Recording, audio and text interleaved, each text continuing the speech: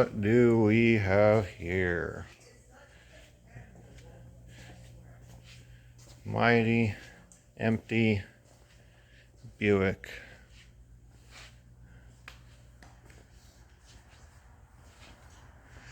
Lacking paint on almost all of the surfaces. So we got in this week and finished stripping the roof, the fenders, and the hood. We got the glass out of it today. So I've got the rear glass out now. The entire interior came apart so we could get the A-pillars out and get the trim off. This car, this Buick Skylark Custom, has a lot more trim than a lot of the vehicles do. Even a Cadillac, it's got a lot of trim on it that I've not seen on these, 68 to 72 GM muscle cars. They're all pretty much the same. But anyway, we had to take some time and taking all this trim apart, and then you got to take interior bits apart to get at the screws. So like this one, there's two pieces. It's the lower armrest with the ashtray, and then the upper panel with the crank handle for the rear window. The screws for the trim, the exterior trim, there's one right there and there's one right here. Behind this, one right there and one right here, and so you've got to get all this stuff out just to get to the screws to take this piece of trim off. Now this car is the only one that's got this one, and then it also had one here that went all the way up across the drip rail, and then it's got an exterior piece, and then out here on the body it's got one there and then one there, goes across the back. There's two here, there's one across the hood. This thing's got trim all over it. So we got all the trim out of it. Got the trunk cleaned out, and lo and behold, it does need a trunk pan. And they tried to kill it and fix it at one point and got close, but they didn't really do their prep work right. So it came back. It was close, but it just didn't get it all the way killed, and this is what happens. That's why we take our time, and like this car, that's why we are stripping this thing down all the way to bare metal, because I know that there's not a spot on any of these panels that I can trust doesn't have any of that underneath it. Then I'm going to put my coatings on top of it, and all this work's going to go on top, and then it will literally turn into this.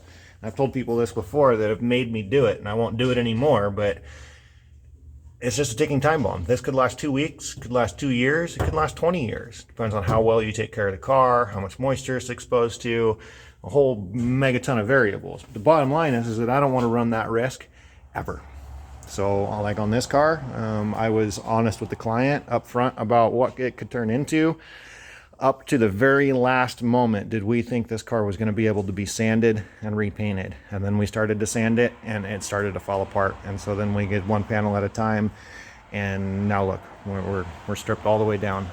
So I got the client coming in today to review everything. The game plan last we talked was to shave the drip rails, so these drip rails are going to go away, and I'm going to smooth them up kind of like a mid-70s Firebird.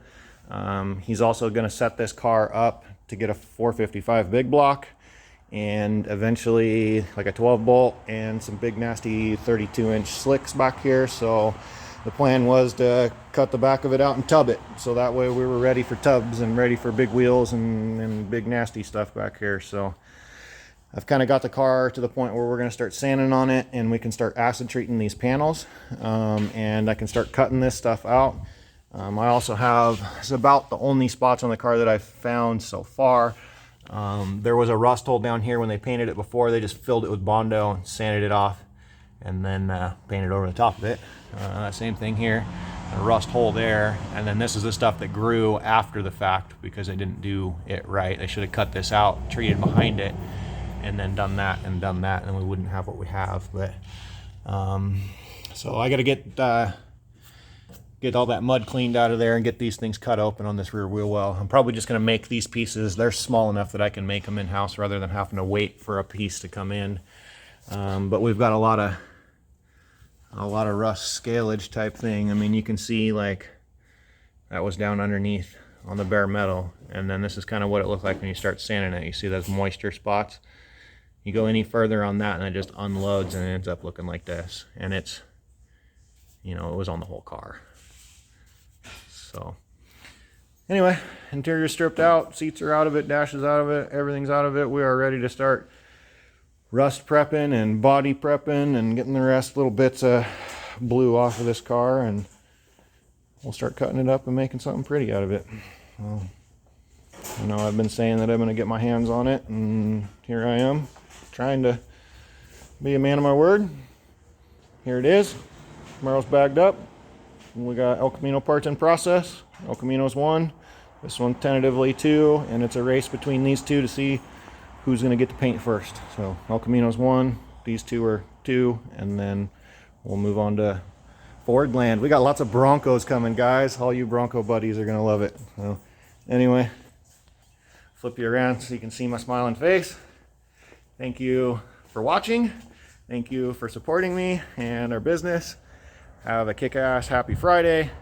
Smoke that weekend. Do what you do. We'll see you next Monday. Take care, guys.